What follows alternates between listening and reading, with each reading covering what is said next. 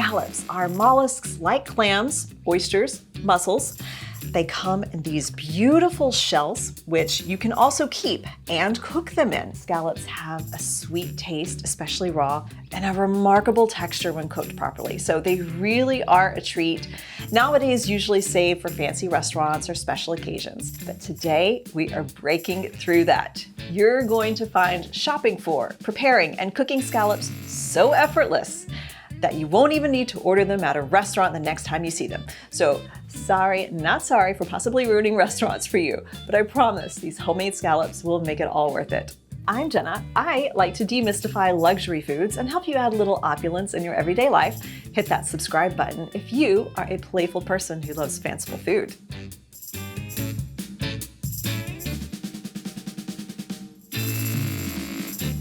Before we get into how to cook the most delicious scallops, let's talk about how to shop for them. They come in 3 sizes: bay, sea, and diver.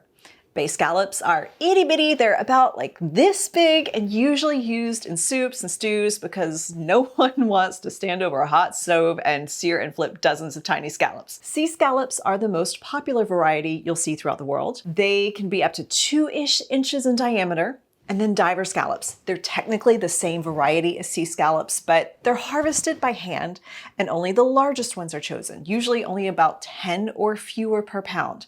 Now, sea scallops can range from 10 to 20 per pound and can also be farmed. Diver scallops are the most expensive variety simply because of the harvesting technique, although the term is regularly misused in marketing, so keep an eye out for that. As you might imagine, hand harvesting diver scallops contribute to their high cost, and they are the most expensive because of that, and their superior quality. Sea scallops have a wide range of cost based on whether they're fresh or frozen and where they're harvested from, and if they're wet or dry varieties.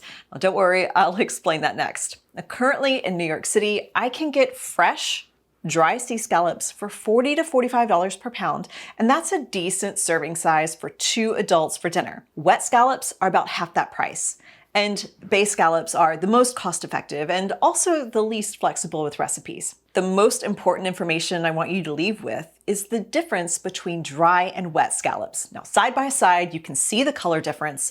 The white, almost translucent one is wet. The beige, creamy one is dry. Wet scallops mean they have been injected with water and preservatives for freezing and traveling and longevity. It is not recommended to eat these raw. Only cook wet scallops. Dry scallops have not been injected with chemicals and have not been stored in water or liquid. Their flavor and texture is preserved and more concentrated. They can be consumed raw, and frankly, they cook better than wet scallops, especially for a simple sear. I seared both dry and wet to show you how much wet scallops shrink. All of that moisture cooks out and they lose about half their volume. And a quick note about my dry scallops, they don't have as much body because I have frozen mine at home. I buy a few pounds fresh and then I freeze them individually on something like a sheet pan. And once they're solid, I store them in a vacuum sealed bag so I can pull out just a few whenever I want and preserve the rest for later. So they look limp because they've been thawed from my home freezer. I purchase mine from oceanbox.com and they get shipped to me fresh, not frozen, which can also be a resource for you. They ship nationwide and they are my go-to source for fish, tinned crab meat, crab claws, and scallops. So I buy a few trays at a time and then I organize them for my freezing process. I have an affiliate link in the video description if you want to try them for 10% off your first order. So yes, you can freeze your own dry scallops. I would not freeze wet scallops because they've already been frozen and thawed, and just another round of that would obliterate their structure and form. Either way, once you have scallops at home, they can be stored in the fridge, covered for 1 to 2 days before eating. In the case of the Ocean Box tray, keep them in the plastic wrap and they're good for about 5 days before they need to be frozen. One more point before we cook. Scallops have a little side muscle called a foot. It is recommended to remove it, although it is edible. It just cooks more quickly than the rest of the scallop. You just peel it off, and that little piece can be used in ceviche or tartare or saved for a seafood stuffing. As someone whose child-free life means they end up totally spoiling their dog, Navy is the one who usually gets those parts. So now that you know which scallops to shop for and how to store them, it's time to properly cook them. Now, by the way, welcome to my studio. This is where I film everything. The most common way to cook scallops is by searing them. So there is a perfectly browned edge that adds a bit more texture, a slight crust to that soft chew they have naturally. For the perfect sear, follow this demo for cooking scallops in a stainless steel pan. First, remove the moisture from the outside. You can pat them dry or leave them uncovered in the fridge for about 20 minutes. Otherwise, this surface level moisture just steams in the heat rather than searing and crusting up. Next, heat a little olive oil in the pan over medium heat, just enough to cover the bottom of the pan. Removing the moisture before this step also helps reduce that popping oil that can be scary. After about 2 minutes, add some butter.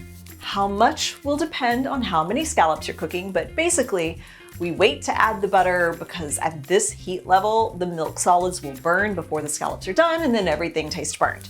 So add the butter later in the cooking process. You can even add it once you flip them. Now, like any other protein in the pan, the meat will release when it's damn well ready to. We call that the Maillard reaction. When the meat is done, it will allow you to flip it. So gently test if it will release. If not, it keeps cooking. And when you can pick it up without tearing them, they're done. Well, sometimes having the oil or the butter run underneath them helps them to release as well. Now, they will mostly cook on one side, so we don't have to leave them on the other side for nearly as long. Plus, they continue cooking from residual heat once they're out of the pan. In this demo, you can see that just the edge of the scallops is browned, almost blackened. My heat was too high, so they're fine, but not ideal. So you can learn from this mistake and keep that heat on medium. This is also the comparison of searing dry versus wet scallops. So when they're done, the inside should be juicy and tender because the proteins aren't shocked or dried out. I typically eat them right off the plate, and I just use bread to sop up that briny butter. This is also good for serving over polenta or risotto. And while I love a seared scallop, this isn't the only way to enjoy them. It's not even the easiest. If I'm being lazy, I'm gonna bake them in garlicky breadcrumbs or just a compound butter that will get sopped up with a baguette. In fact, on my page, I have created a few full recipes featuring poached, baked, and even raw scallops with multiple flavor combinations for you to work with. So check those out for the ultimate scallop inspiration. And some things to note that when you are serving raw scallops, like in my crudo or tartare recipe video, you wanna make sure you are only using dry scallops and sushi grade. This is not a regulated term. It is more about the seller's confidence in their transport and storage process. So when in doubt, have that little chat with whoever you're buying them from to gauge your comfort in consuming them raw. I cover this in more detail in my scallop crudo and tartare video. Can I vent for a minute about my pet peeves around scallop recipes? Why are we wrapping bacon around scallops? Don't get me wrong, I love bacon and I love scallops, but bacon overpowers a scallop. And why would you spend the money on scallops if you're just gonna cover it up with bacon, unless you're wanting to cover it up? And then shame on you. When you source a fresh, delicious scallop, its beauty is in its natural flavor and texture. That's one of the reasons it can be so great in something like a crudo. The meat is sweet and creamy. The texture isn't gritty or thready or chewy. It performs best in light, delicate flavor pairings like herbs or citrus with light acidity. They don't need much preparation, so scallops are ideal for quick dinners at home when you just need to throw something together. And remember, you can have a little luxury every day. So thanks for watching, and let me know which fancy food you want me to dive into next.